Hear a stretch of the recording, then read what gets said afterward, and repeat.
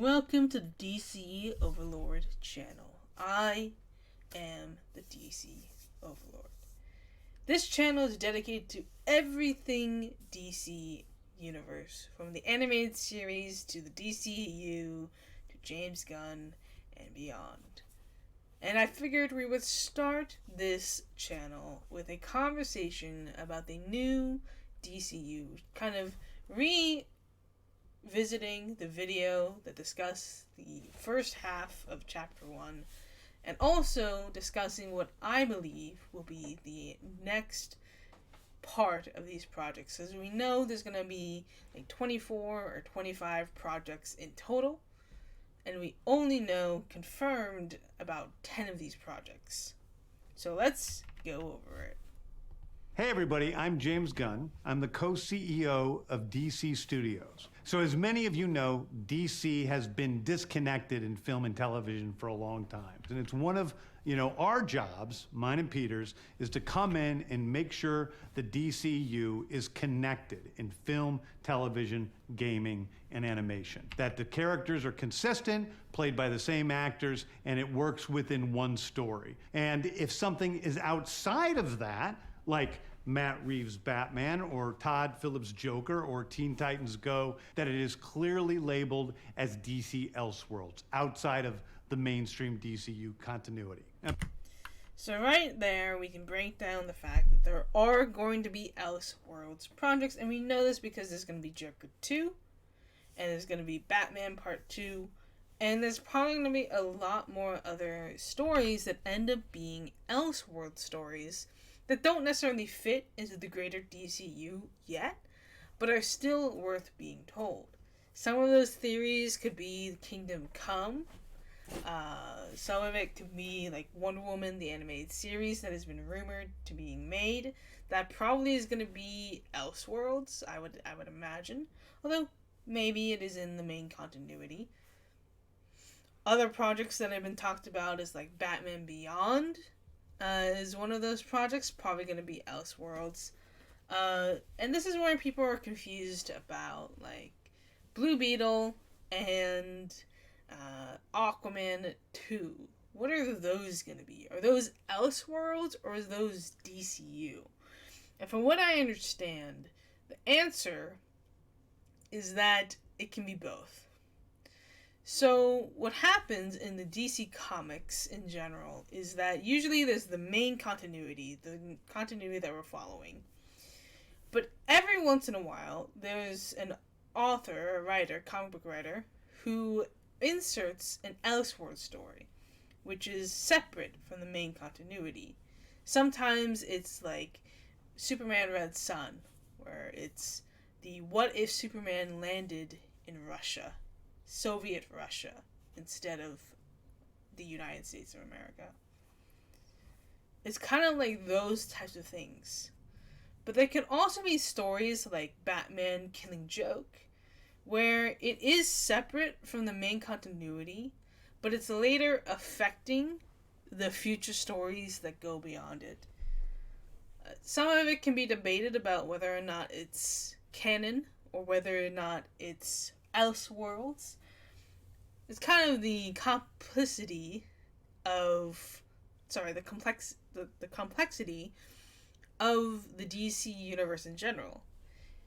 The other thing is that with Flashpoint, just like in the comics, we're not going to see the immediate effects of Flashpoint until we get to Superman. See, Flashpoint actually took some time to see the actual effects of Flashpoint. We didn't immediately get the New 52. We had some storylines going on before Flashpoint even occurred, and those storylines ended up finishing themselves. And so that's what I think the approach is going in with Flashpoint, right? Flashpoint doesn't have an immediate effect on DCU. We're going to lead into the new DCU, but it's not going to be, the effects are not going to be right away. And I think that's where people are confused.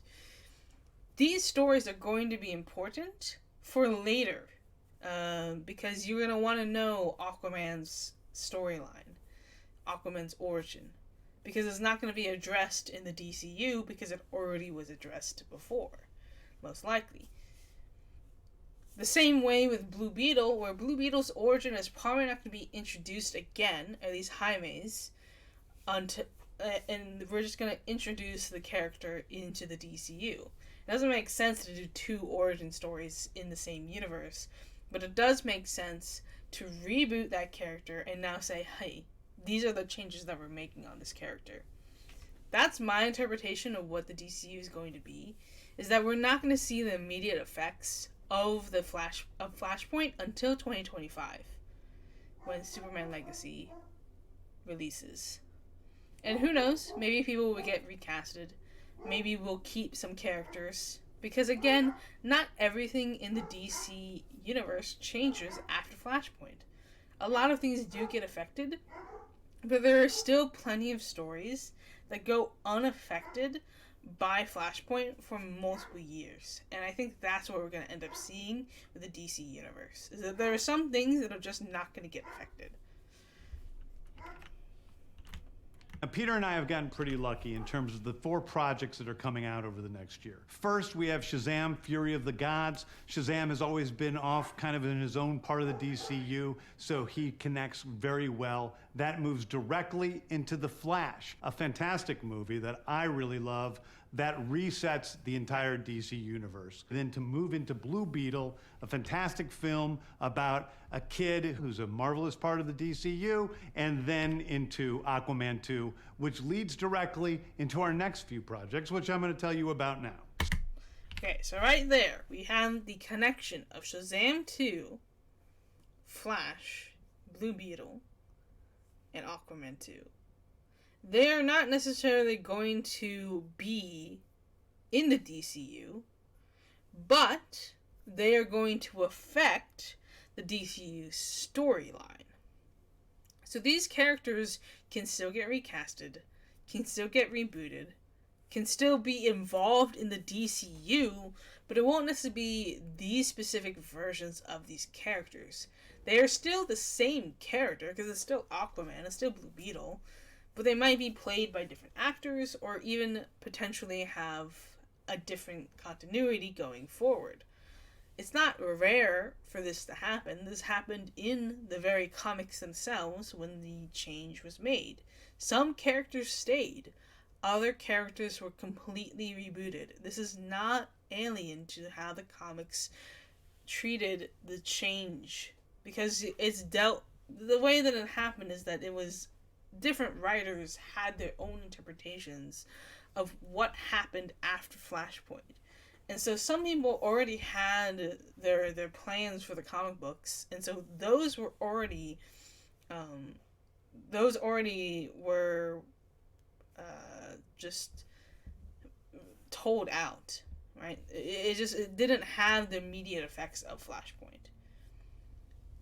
I think people are confusing Flashpoint with the hard reset that happened after Crisis, which led us to eventually Rebirth, because everyone died and everyone had to be restarted, because that was the hard reset. Flashpoint isn't really a hard reboot.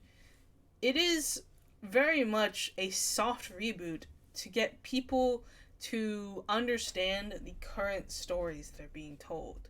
Right after Flashpoint was the point in which we were finally able to start the main continuity of Justice League, which ended up being the New 52, which ended up not being as successful as the previous versions, which eventually led us into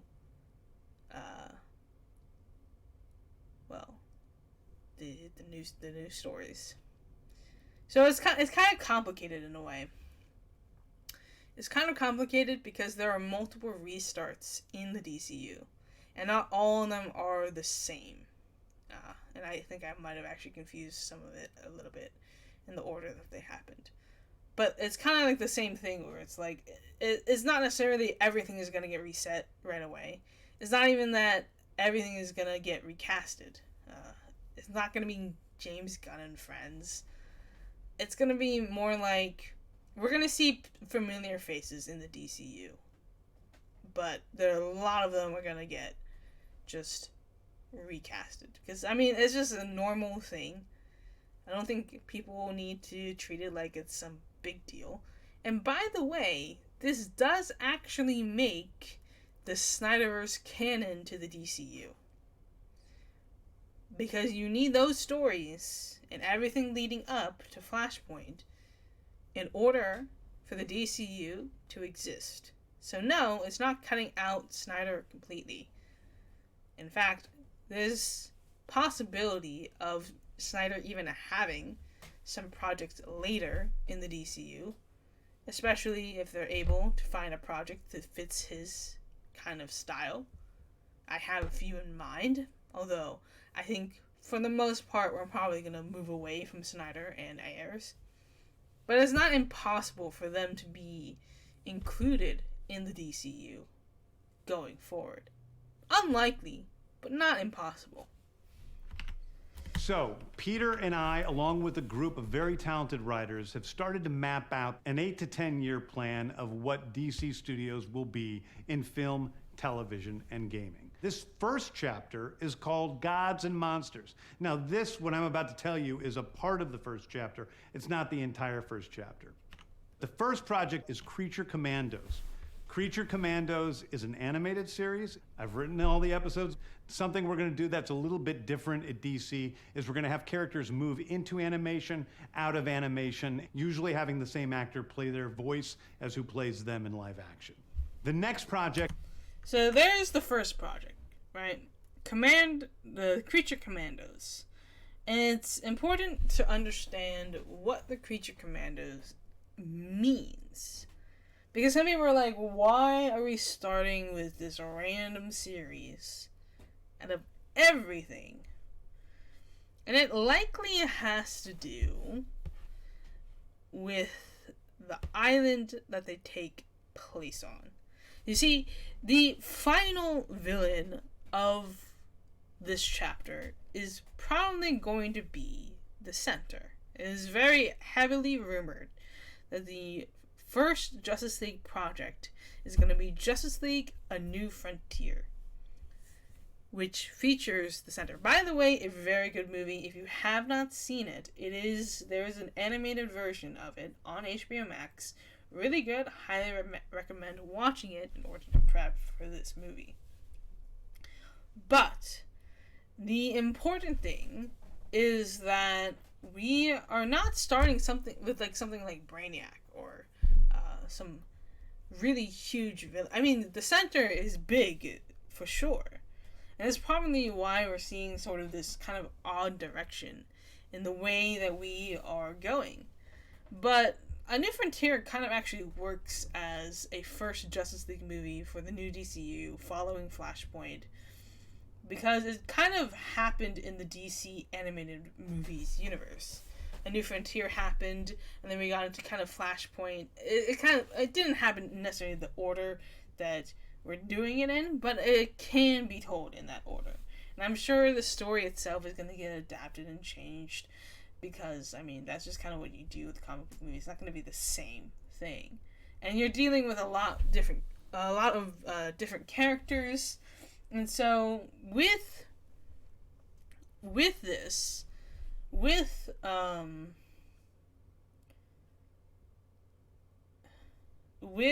Creature Commandos, it's probably going to set up and lead into Waller, which will eventually lead into the new Superman movie. All of this is going to be connected to each other. It's all going to play, each and every project is going to play the role in setting up for the big project, which is Justice League: A New Frontier, or likely going to be that. Next up is Waller. This is a story of Amanda Waller, played by Viola Davis. Viola Davis is going to team up with members of Team Peacemaker, and this is a story that's been created by Crystal Henry, who did Watchmen, and Jeremy Carver, who created the Doom Patrol. It is a fantastic story that's out of this world, and I can't wait for people to see it. Okay, next up is the big one, the true beginning of the DCU. This is the beginning. This is called Superman Legacy. This is being written by me. I'm in the middle of it. I'm having a great time doing it. And Superman will be released into theaters July 11th, 2025. Okay. Right. So we have the date for Superman. The official DCU is going to start with Superman. That does not mean that the previous projects have no relevance. What it means is that the projects beforehand are all going to be kind of like prequels. It's setting up for the later DC universe. Superman Legacy is where we truly get the beginning of the chapter. We're starting with a young Superman, 20 years old, 20 to 25 years old. And it's not an origin story. It's probably not an origin story. What it probably is that it's a Clark Kent origin story where he finally moves out of Kansas to Metropolis, pursuing a job at the Daily Planet. And that's where we're going to be introduced to Lois Lane, Jimmy Olsen, and everybody else. And we're going to meet our Lex Luthor, but Lex Luthor is probably not going to be the main villain because it's been done before. What probably is going to happen is about one of three things. Brainiac is going to be the main villain, and it's going to challenge the idea of Brainiac is the villain for Kal-El. Brainiac is not a Superman villain, it's a Kal-El villain. And it really introduces Kal to his Kryptonian heritage. And I could see it being where the way that we get the origin of Superman is through Brainiac, because he has these stolen memories from all of the different worlds that he's conquered and been to and like destroyed. And so it's very highly likely that Brainiac is going to be the villain, and he's going to have a memory of Krypton that ties into the origin of Superman.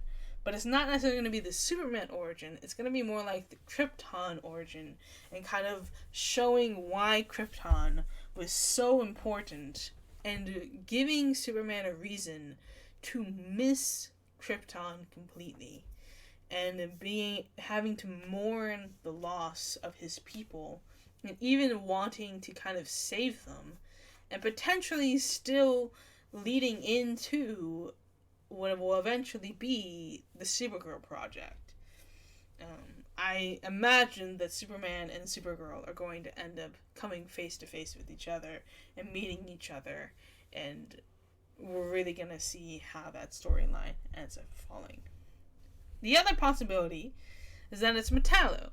Metallo, because it's tied to Lex Luthor. Lex Luthor is going to create Metallo and give Superman a reason to kind of question his morals, because Metallo has a couple of different versions. There's one where he starts as a normal guy, and he's given surgery, and he's made into this, like, machine monster. Or it can also be someone who just is a machine. It's just a machine with kryptonite in it, and is meant to destroy Superman. So, Metallo could very well be a possible main villain for Superman Legacy as well. Because it still gives Superman kind of this, like, crisis as to where, okay, do I stick with my morals and not kill? Or do I destroy this thing that is meant to kill me? And it can go kind of multiple different directions. And then you would also have a third possibility, which introduces Mongol, and potentially having a Warworld type movie, which would be interesting. Probably not the direction that we're going to go in. Warworld is a little bit too soon. But not impossible. I mean, Mongol is just the conqueror world, so it would definitely be a good threat to Superman without starting right away with Brainiac. But who knows? There's a million possibilities for Superman Legacy. It'll be interesting to which way they go. If they even go in that direction, they could potentially go in so many different other directions that right now it's all speculation. Okay, the next thing is a big premiere HBO television series called Lanterns. This is a story of a couple of Green Lanterns, John Stewart, and Hal Jordan. This is the order in which they're going to be released in. So we're going to have Superman, and then we're going to have Lanterns, which introduces Hal Jordan and John Stewart into the whole DC universe.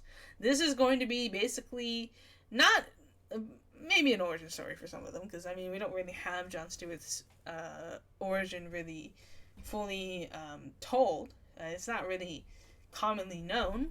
He is a military soldier, so it kind of makes his involvement in the Green Lantern Corps kind of interesting, kind of cool, because he's like a military guy and he joins literally the space army. But I think that what's not being told is that there's likely going to be other lanterns involved in this series. Not just Green Lanterns, but also other corps. My guess is Sinestro Corps, Sapphire Corps. If you know, you know. There's potential for there to be bigger threats than what's necessarily being let on. And this might have a chance of setting up this center for later in the Justice League A New Frontier as well. Jordan, and we have a few other lanterns peppered in there, but this is really a terrestrial-based TV show, which is almost like True Detective, with a couple of Green Lanterns who are space cops watching over Precinct Earth. In it, they discover a terrifying mystery that ties into our larger story of the DCU. See, that's where it's probably going to set up the center. It's probably going to set up the main villain for the Justice League. Next is a big movie called The Authority. The Authority is a passion project of mine. It's based on the marvelous Wildstorm characters we are now bringing into the DCU and will interact with all of our primary DCU characters. The Authority are a group of superheroes who think the world is broken and they want to fix it by any means necessary. I think it's a very different look at superheroes. We're doing it. Some people are wondering, why would he do the Authority? Who even is the Authority? Well, if you've ever seen Superman versus the Elite, that is the Authority.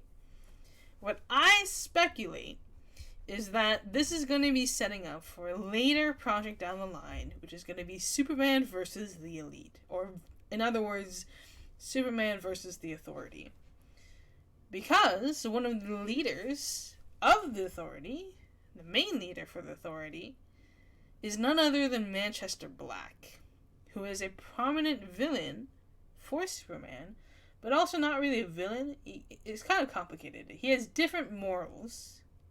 Basically, Manchester Black is someone who kind of challenges Superman's own morals, because he has a different approach.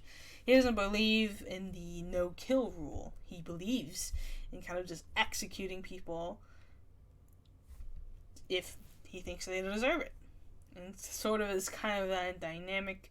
So you can imagine how that would go.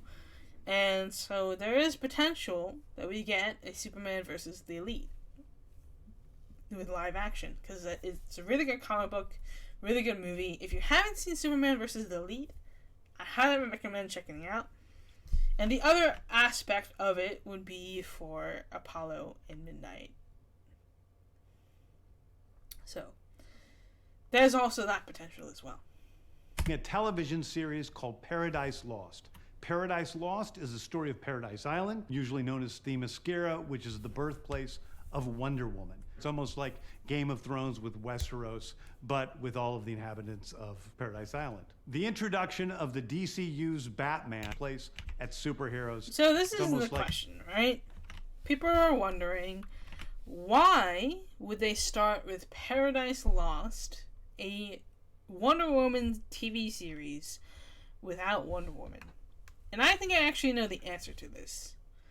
I think there's number one, they're not sure of whether they want to recast or keep Gal as Wonder Woman. So there's kind of a buffer to figure that out, of whether they want to keep Gal or recast. There's also there's other Amazonians that could be set up during this show. So from what I've heard, it's supposed to take place between Wonder Woman and Wonder Woman 84. So Wonder Woman already exists. This is not a Wonder Woman origin story. But there's a couple of different directions that this could go. It could actually be a Wonder Woman origin story, potentially, because we haven't really seen that really in fruition. Although, likely not. We're probably not going to see a Wonder Woman origin story. This is probably going to be focusing on a couple different Amazonians, but specifically Artemis and Philippus, one of the more prominent DC characters. Now, if this is taking place between Wonder Woman and Wonder Woman 84, which I don't know if that is the case, but if it is, there is the potential, if it isn't, there is the potential for Antiope to come back and actually be included as well. So we could see a lot of familiar different characters, and of course we would see Hippolyta as well. I think really Hippolyta is probably going to end up being the main character for this show. And I think that's actually kind of cool, because Hippolyta doesn't necessarily get the attention in the media that she deserves, because she is the queen of the Amazonians. She can definitely hold her own show when done right. And I definitely think that is a strong potential that Hippolyta is going to be the main character in this series, and that we are truly going to see what is basically going to be the struggles that Paradise Island does have, especially now that it's exposed to the man's world. Because if we're following the Wonder Woman origin story and kind of that movie, following that movie, then we know that people know about Themyscira, and so they're probably going to be exploring and kind of finding this world and kind of seeing and kind of challenging the Amazonians in their own beliefs, and they're going to have to defend their home. Other characters that could potentially be introduced is Donna Troy, who is the mirror twin to Wonder Woman, Cersei, who is the main villain in most iterations of Wonder Woman, especially to the Amazonians. Well, she's the main villain of Hippolyta, which is another reason why I think this show could potentially be setting up Cersei. We could also potentially see things like Medusa, Hades, Zeus, like the Greek gods could potentially be in this show. There's also the direction of Felix Faust. Felix Faust from, you might recognize that name from Justice League, the animated series. The actual Paradise Lost episode was about that. And so there's definitely a few different directions this could go in. And those are kind of the examples that I would have that would make this show really interesting. And again, the main character is probably going to be Hippolyta. If not, then maybe Artemis or Philippus. I think those three are high potential to be the main characters in the show, while still being able to set up Wonder Woman later in the series and tie Paradise Lost into the greater DCU storyline.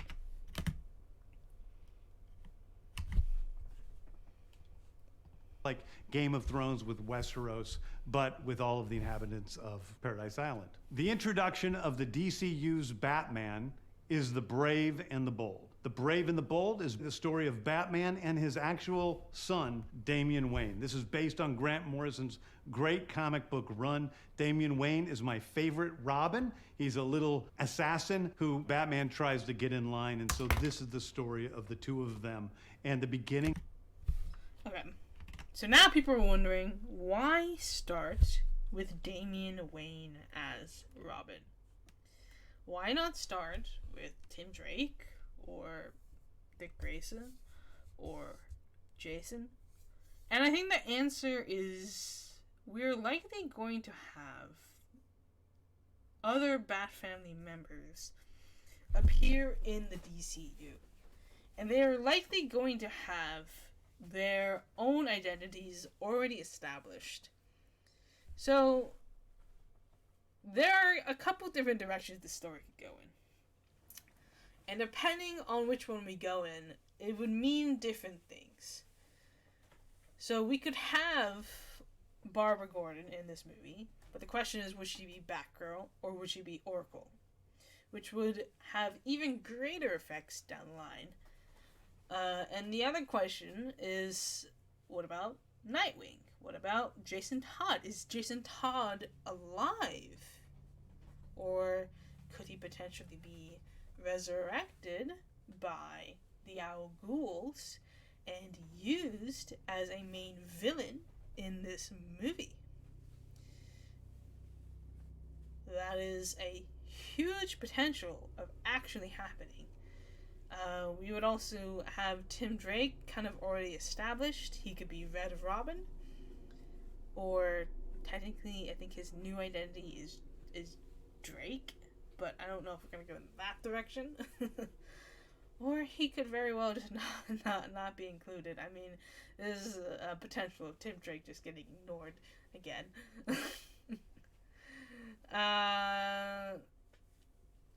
But also, we could potentially have Cassandra Cain already as Batgirl and kind of setting up that.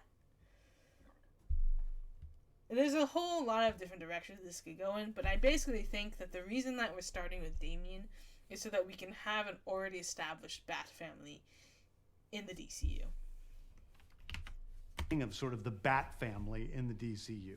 Next up is a TV series called Booster Gold. Booster Gold is one of comics' really popular cult heroes. He is a fascinating guy. He's a loser from the future who uses future technology to come back to present day and become a superhero so that people will love him. It is basically the superhero story of imposter syndrome on an HBO Max series.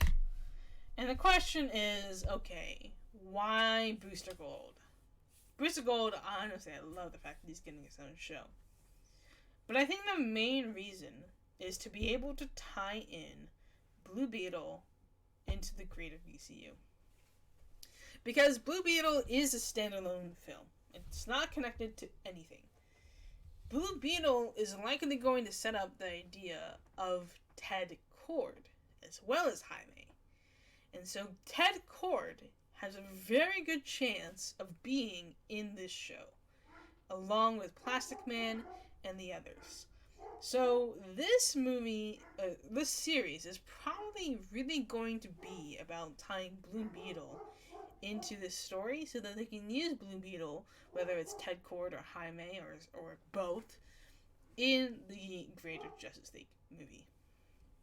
One of my favorite comic book series from last year was Tom King's run on Supergirl, Woman of Tomorrow. And so we're going to turn that into a big science fiction epic film. Now, Superman is a guy who was sent to Earth and raised by loving parents, whereas Supergirl in this story, she is a character who was raised on a chunk of Krypton. She watched everybody around her perish in some terrible way, so she's a much more jaded character. And that brings me to Swamp Thing, the last... So, Supergirl, pretty self-explanatory. We want Supergirl in the DCU, and this is kind of an interesting approach to go kind of the more edgy version of Supergirl, but honestly, I'm not upset about that. I mean, we already had the more peppy and positive Supergirl in the CW shows, so it kind of makes sense to kind of try to change it up a little bit. And who knows, maybe, we don't really know who's going to end up being casted as Supergirl, so there's a million different directions they can go with that as well. And Swamp Thing is, I mean, it just makes sense. Swamp Thing is just going to be a horror movie, to be honest. We're going to talk about a very dark horror story in the origins of the monster who is Swamp Thing. And although it's totally outside of the rest of the DCU, it will still feed into the rest of the stories. Anyway, those are the stories. So that's the thing, right? The Swamp Thing story is going to be, he said, it's going to be kind of isolated in a way. It's not really going to tie into most of the DCU storylines, but it is going to set up for something bigger down the line. Still be involved in the story, which is interesting because I think the likelihood of Swamp Thing interacting with a Poison Ivy in the DCU is really high. I think that's kind of the way you tie Swamp Thing in, is to kind of have Poison Ivy, the environmentalist, and Swamp Thing, the one who wants to save the green, kind of interact with each other and kind of be friends in a way. Well, not necessarily friends, because they tend to compete with each other, but potentially that could be the way you tie Swamp Thing in, and so you have him kind of present in the DCU without necessarily having to, because it's probably going to be an R-rated film, let's be honest. It's Swamp Thing R-rated kind of writes itself. A lot of these projects actually are probably going to be R-rated, which is going to be interesting. I hope that they're not afraid of having R-rated films, because, I mean, DC Universe does have some pretty dark and kind of gruesome stories. And so I definitely am excited to see kind of down the line where this goes. And I think in the next video we're going to talk about some of the projects that I think are going to come next after these films, right? Because we still have the second half of the DCU Chapter 1 to talk about. And then also talking about what could potentially happening in Chapter 2 and 3 and 4 and so on. And so there's a lot to talk about, and this video is getting a little bit long. So we're going to cut it here. And next time we're going to talk about where I think some of the other projects are going to tie in, kind of giving my wish list and theories as to what will happen next. Anyways, I hope you guys enjoyed this video. Don't forget to subscribe to the channel for more videos, and I'll see you guys next time. Thanks for watching, and goodbye.